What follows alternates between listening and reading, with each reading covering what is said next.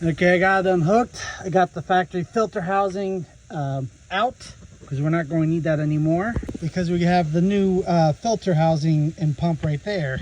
So I'll just try to explain what you want to do on your own if you want to set up your 7.3 to run on homemade diesel fuel.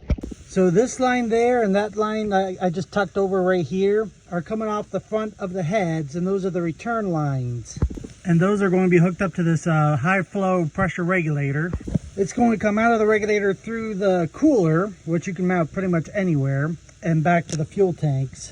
For the feed line, all you do is have this coming off your fuel pump and filter housing, which you can see right here, my previous bypass, because the mechanical pump went bad. So it just went to a T to 2 3/8 fuel lines.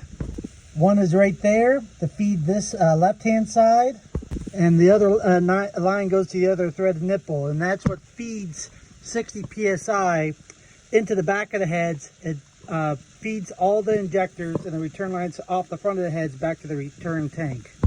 And that's it. All I'm doing is simplifying the whole system on this bus, so that way it's easier to work on, easier to fix if there's any issues.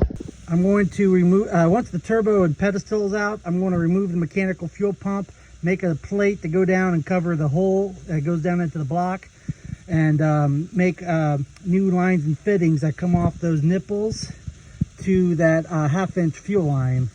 Everything else is pretty much staying the same. With that filter housing out, which I'm still going to try to get that lower bracket off too, you can get to the power steering pump and the high pressure oil pump and everything if you need to. Also makes room where if you want to do a bigger turbo, you can.